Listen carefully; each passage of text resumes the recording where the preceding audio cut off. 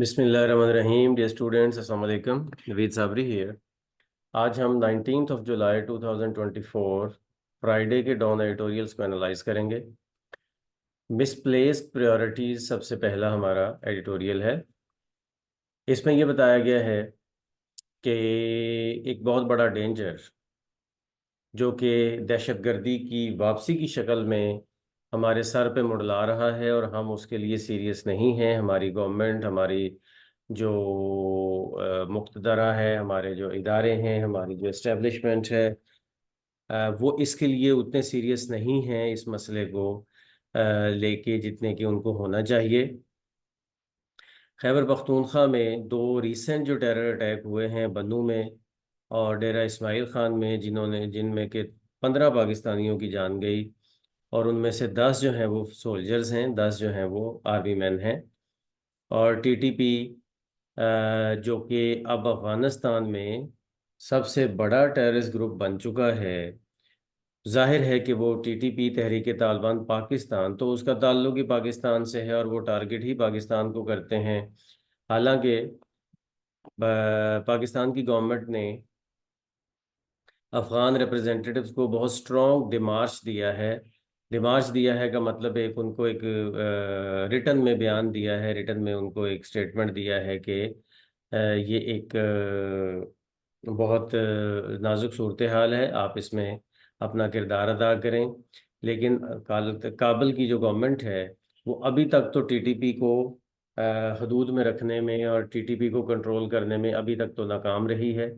अब देखें आगे क्या बनता है। मतलब ये है कि यूनाइटेड नेशंस की भी जो रिपोर्ट है वो ये कहती है कि अफ़गानिस्तान के सरजमीन से ऑपरेट होने वाला टेररिस्ट ग्रुप जो है उनमें से टीटीपी सबसे बड़ा ग्रुप है और टीटीपी का टारगेट पाकिस्तान होता है। तो इसका मतलब ऑटोमेटिकली ये बनता है कि पाकिस्तान आगे आने वाले टाइम में, आगे आने वाले अरसे में शदीद दहशतगर्दी का निशाना बन सकता है। तो इसलिए हुकूमत को चाहिए कि बहुत जल्द इसको अच्छे तरीके से इस मामले को हैंडल करें।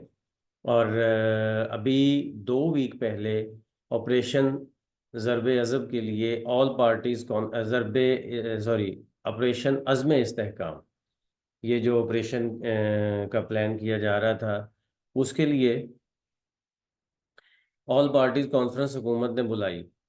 लेकिन दरमियान में वो एक फैसला आ गया सीट्स के हवाले से कि जी रिजर्व सीट्स जो हैं वो पीटीआई को मिलेंगी। तो उस पे अब गवर्नमेंट का सारा फोकस जो है वो इस इंटरनल इशू की तरफ चला गया है और गवर्नमेंट इस चीज़ पे सोचने के लिए तैयार नहीं है कि उसे एक गवर्नमेंट के तौर पर बिहेव करना है। वो प्योरली एक पार्टी और पॉलिटिकल पार्टी के तौर पर बिहेव कर रही है। वो एक एक एस्टेब्लिश्ड गवर्नमेंट के तौर पर और लोगों के नुमाइंदे के तौर पर बिल्कुल भी एक्ट नहीं कर रही। उसको मुल्क को दरपेश खतरात जिसके लिए वो की पोस्ट पे बैठे हैं और वो कंट्री के मामला चला रहे हैं, उनका कोई एहसास उन्हें नहीं है। मतलब आप ये समझ लें कि जो बन्नू डिस्ट्रिक्ट है उसमें एक एग्जांपल आपके सामने है कि जो बन्नू के जो रहायशी हैं वो ऑपरेशन के हक में नहीं है, वो ऑपरेशन के हक में नहीं है। वो ये कहते हैं कि हम टेररिस्ट से खुद लड़ लेंगे, खुद निमट लेंगे उनसे हम, लेकिन हमें जो स्टेट की तरफ से पॉलिसी दी गई है और उसमें जो ऑपरेशन का कहा जा रहा है उस ऑपरेशन पे हमें एतबार नहीं है कि वो ऑपरेशन वाकई इन द ट्रू सेंस उसी मकसद के लिए है कि जिस मकसद के लिए ये ऑपरेशन किया जा रहा है। उनके सीरियस कंसर्न्स हैं और ये बन्नू के लोकल लोग कह रहे हैं, जिसमें सिर्फ पीटीआई नहीं है, जिसमें केपी की सारी पार्टियां तकरीबन शामिल हैं। पीटीआई भी स्पेशली, फिर उसके बाद जमात इस्लामी भी है और फिर उसके बाद एएनपी है, फिर उसके बाद जेयूआई है। मतलब ये है कि सारी पार्टीज ये कह रही हैं कि ऑपरेशन नहीं होना चाहिए। इसका मतलब है कि सीरियस कंसर्न्स हैं उनके। और कभी भी ऑपरेशन जो इस तरह का ऑपरेशन है वो कभी भी लोकल पॉपुलेशन की इन्वॉल्वमेंट और स्ट्रॉन्ग उनकी विल के बगैर कभी पॉसिबल नहीं होता है, क्योंकि लोकल पॉपुलेशन इसमें दो तरह से डिस्टर्ब होती है। एक तो ये होती है कि उन के ऊपर शक किया जा रहा होता है, हर बंदे के ऊपर, कि शायद वही टेररिस्ट ना हो, तो इसका मतलब है सबकी तलाशी, सबके घरों की तलाशी, सबके ऊपर शक की नज़र, ये सब कुछ होता है। और दूसरी तरफ वो डिस्प्लेस होते हैं, वो अपने इलाके को छोड़ के उन्हें कहीं और जाना पड़ता है। तो इतनी सारी एक्सरसाइज के लिए जब तक लोकल पॉपुलेशन मुकम्मल तौर पर ऑन बोर्ड ना हो और वो ये खुद ना चाहें कि ऑपरेशन होना चाहिए, तब तक ऑपरेशन कभी भी कामयाब नहीं हो सकता, बल्कि उल्टा अजीब तरह की इरेगुलरिटीज और अजीब तरह की इसमें कॉम्प्लिकेशंस पैदा हो जाती हैं। और जब लोकल लोगों को जब एतमाद में लेना होता है, तो उसके लिए पॉलिटिकल पार्टीज अपना किरदार अदा करती हैं। और पॉलिटिकल पार्टीज में सबसे पॉलिटिकल पार्टी पीटीआई है उस इलाके की। उसके बाद जमात इस्लामी, जेयूआई, एएनपी, इन सब का अपना अपना वोट बैंक है। ठीक है, और ये सारी की सारी पार्टी जो उसी इलाके की हैं वो कह रही हैं कि ऑपरेशन नहीं होना चाहिए। और बन्नू के लोग जो हैं वो इस हवाले से सड़कों पे निकल आए हैं, अमन मार्च कर रहे हैं कि ऑपरेशन नहीं होना चाहिए, उनके कारोबार तबाह हो जाएंगे, उनका सारा लाइफस्टाइल तबाह हो जाएगा। बल्कि इस एडिटोरियल में तो नहीं कहा गया, लेकिन ये सीरियस इतलात हैं कि जो बन्नू के मुकामी लोग हैं वो ये समझते हैं वो ये समझते हैं कि ऑपरेशन ये जो किया जा रहा है या जो करने का इरादा है, ये असल में दहशतगर्दी खुद इदारे करवा के एक स्पेस बनाना चाह रहे हैं, और पीटीआई की जो गवर्नमेंट है वहाँ पे उसको ओवरथ्रो करना चाह रहे हैं, या फिर इस हद तक हालात को ले जाना चाह रहे हैं कि एक लंबा ऑपरेशन चले और इस्टेब्लिशमेंट को एक लंबा खेल खेलने का मौका मिले। अब इस बात में कितनी सच्चाई है या नहीं है, लेकिन जाहिर है कि ये लोकल पॉपुलेशन के जो कंसर्न्स हैं, इन कंसर्न्स को दूर किए बगैर तो ऑपरेशन नहीं हो सकता। अदरवाइज मामलात इतने ख़राब हो जाएंगे कि शायद हमारे हाथ से निकल जाए। तो इसलिए इस पे सीरियस होना चाहिए गवर्नमेंट को, और सब स्टेक होल्डर्स को ऑन बोर्ड लेना चाहिए। और अर्जेंट नीड है इस चीज़ की कि इस मामले को सेट सीधा होना चाहिए। अच्छा, इसके बाद आगे हम देखते हैं तो इसमें आउटरेजियस का मतलब होता है गुस्से से भरा हुआ, हैबतनाक। असॉल्ट का मतलब हमला, असॉल्ट हमला करना भी होता है, वर्ब के तौर पर भी आ सकता है। डिमार्श, डिमार्श असल में एक डिप्लोमेटिक टर्म है। डिमार्श डिमार्श का मतलब होता है कोई भी ऐसा डॉक्यूमेंट जो कि दूसरी गवर्नमेंट को दिया जाता है एक डिमांड के हवाले से, और उनको एक स्पेशल मैसेज दिया जाता है कि आप इस पे कोई काम करें। ठीक है, जैसे जब वो साइफर केस आया था इमरान खान गवर्नमेंट का और रिजीम चेंज हुआ था, तो उससे पहले भी और उसके फौरन बाद भी डिमार्च दिया गया था अमेरिका को कि वो हमारे इंटरनल जो मामलात हैं उसमें मुदाखलत ना करें। इसके बाद है जी हॉस्टेलिटी। हॉस्टेलिटी का मतलब है अदावत, दुश्मनी। और इवैक्यूएट, इवैक्यूएट का मतलब है खाली करना। ये अच्छे वर्ड्स हैं जिनको आपको ज़रूर यूज़ करना चाहिए। रेक्टिफाई भी एक अच्छा राइटिंग में यूज़ होने वाला वर्ड है। दुरुस्त करना, जो चीज़ पहले गलत हुई है अब उसको ठीक करना। आगे चलते हैं तो ओमान टेरर अटैक के बारे में ये एडिटोरियल है जिसमें ये बताया गया है कि शिया प्रोसेशंस के ऊपर ओमान में अटैक हुआ है, जो कि एक बहुत ही रेयर सिचुएशन है। इससे पहले कभी भी ऐसा नहीं हुआ ओमान में कि ओमान में दहशतगर्दी हुई हो। सल्तनत ऑफ ओमान, सल्तनत ओमान उसको बोला जाता है। और वहाँ पे डेमोक्रेसी तो नहीं है, लेकिन किंग का रूल है। और इससे पहले ओमान में इस तरह की कोई दहशतगर्दी कभी नहीं हुई। इसमें सिया शिया मस्जिद के ऊपर अटैक किया गया, जिसमें 6 लोग मारे गए और उनमें से 4 पाकिस्तानी हैं। ये भी हमारे लिए भी एक पॉइंट ऑफ कंसर्न है।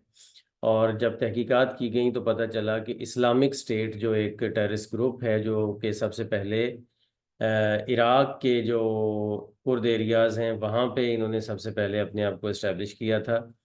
और आज से 10 साल पहले की बात है। फिर ये ग्रुप कोई दोबारा बहुत ज़्यादा कोई प्रोमिनेंट नहीं हुआ, कुछ साल प्रोमिनेंट रहा। तो अब ये दोबारा अपने आप को रेलेवेंट करने की कोशिश कर रहे हैं। ओमान जो है ना, उसमें अगर देखा जाए तो मुस्लिम अक्सरियत है। ज़्यादा लोग मुसलमान हैं, जिनमें से इबादी अकीदे पे चलने वाले ज़्यादा हैं उनमें से। लेकिन फिर ये है कि एक हैवी पॉपुलेशन जो है वो सुन्नी लोगों की भी है, और एक माइनॉरिटी पॉपुलेशन शिया लोगों की भी है। और सबको अपने अपने तरीके से चलने की इजाज़त है वहाँ पे। लेकिन अब ये जो अटैक हुआ है, इसने ओमान के लिए भी बहुत सारे सीरियस क्वेश्चंस पैदा कर दिए हैं। और ओमान में कभी इस तरह की सिचुएशन रही नहीं है। और ओमान हमेशा से एक पुरअमन मुल्क रहा है। और बल्कि ईरान और सऊदी अरेबिया के दरमियान में जब भी टेंशन बढ़ती थी तो ओमान उसमें दूर करने में सबसे आगे आगे होता था, जिसकी वजह से ये इसका एक बड़ा कदर और वो उस तरह से भी है इस मुल्क की मिडल ईस्ट में।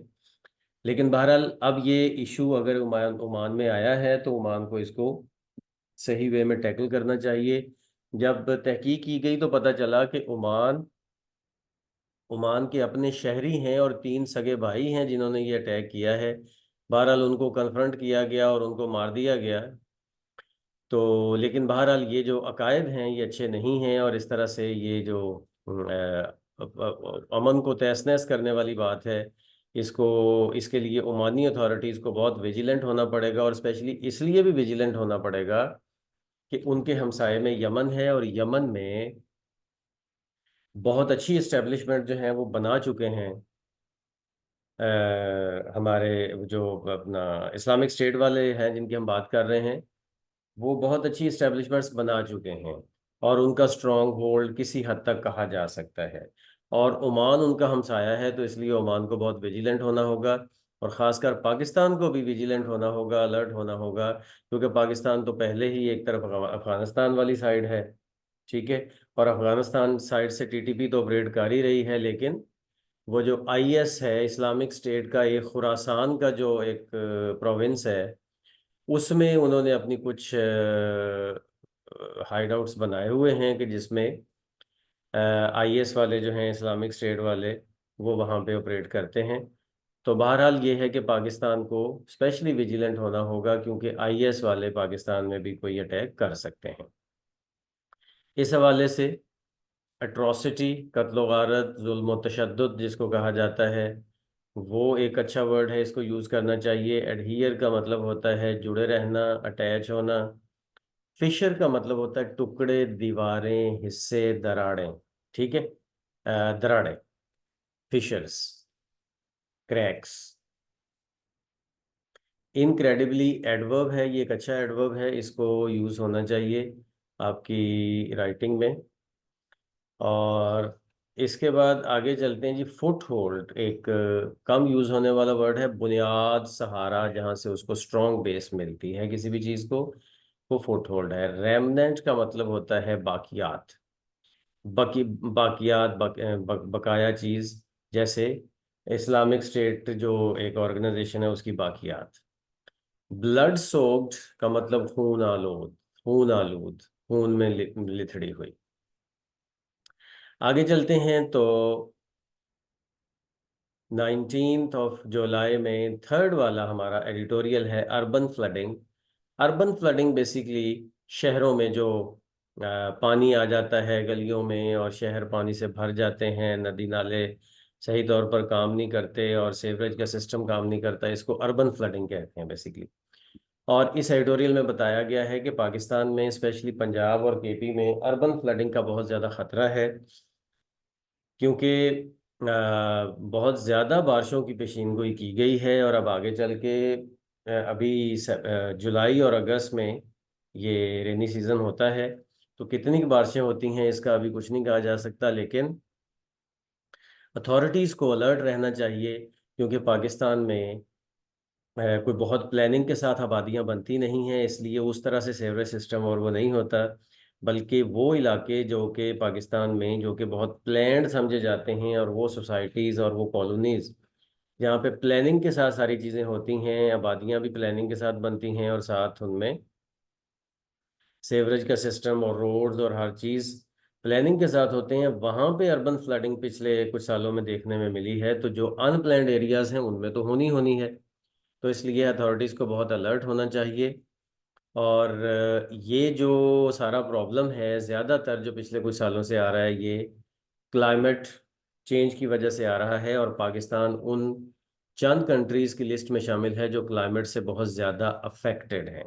क्लाइमेट चेंज जिनमें सबसे ज़्यादा अफेक्ट कर रही है, वेदर को चेंज कर रही है, यकदम से बहुत सर्दी और यकदम से बहुत गर्मी, और ये जो सीवियर कंडीशंस हैं ये देखने को मिल रही हैं। और अब ये वाली जो सिचुएशन है अर्बन फ्लडिंग की, ये तो पाकिस्तान का स्पेसिफिक फिनोमिनन नहीं है, ये तो दुनिया के बड़े बड़े जो एडवांस कंट्रीज़ हैं, जो बहुत अमीर सिटीज़ हैं, उनमें भी ये देखने को मिलता है, बिकॉज वहाँ पे भी क्लाइमेट चेंज का असर आ रहा है। तो इसलिए इसको स्पेशली टैकल करना चाहिए और इस मामले को बड़े तरीके से देखना चाहिए कि किस तरह से ये ऑपरेट करता है। और पाकिस्तान में सॉलिड वेस्ट डिस्पोजल मैनेजमेंट और इस तरह से सारे मामलात को होना चाहिए।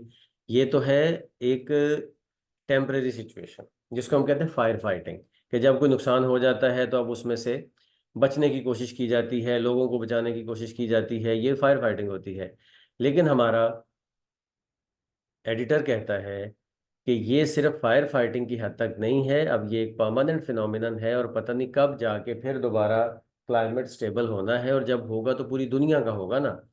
लेकिन उससे पहले तक हमें कुछ इस तरह की प्लानिंग करनी चाहिए और लॉन्ग टर्म ऐसे मंसूबे बनाने चाहिए कि जिससे हम अपने नदी नालों को खुला कर सकें, अपना सीवरेज का सिस्टम ठीक कर सकें, और जो नई आबादियां बने वो इतनी प्लानिंग से बने कि उसमें ये प्रॉब्लम ना आए। तो इसलिए इसको हमें लॉन्ग टर्म वे में इस मसले को हल करना चाहिए, ना कि शॉर्ट टर्म में सिर्फ फायर फाइटिंग करें। अच्छा, प्रिकॉशनरी का मतलब होता है एहतियाती, यानी कि जो पहले से काम हो, बचा जाए किसी चीज से। रेन इन्फ्लिक्टेड का मतलब है बारिश से मुतासर होने वाला कोई भी एरिया। अनप्रिडिक्टेबल का मतलब गैर मुतवक्को, बहुत ज्यादा, जिसको समझा नहीं जा सकता कि अब ये क्या होगा। ठीक हो गया। अच्छा, प्लूवियल एक स्पेसिफिक टर्म है, एक आप समझ लें टेक्निकल टर्म। अब बरसाती नालों के लिए, बरसाती मौसम के लिए ये एक टर्म जो है वो यूज़ की जाती है। क्लाइमेट रिजिलियंट, आबो हवा के हवाले से लचकदार। लचकदार यानी कि जिसमें आबो हवा को के चेंज को, क्लाइमेट की चेंज को जिसमें अब्जॉर्ब करने की सलाहियत हो। इसके बाद इंस्टीट्यूट का मतलब होता है शुरू करना। वैसे तो इंस्टीट्यूट इदारा भी होता है, लेकिन एज अ वर्ब इसका मतलब होता है शुरू करना। और पुट आउट का मतलब होता है बुझा देना, किसी चीज़ को कम कर देना। ये अच्छा फ्रेजल वर्ब है। इसके साथ ही आज के हमारी डिस्कशन कंप्लीट होती है। अल्लाह हाफिज़।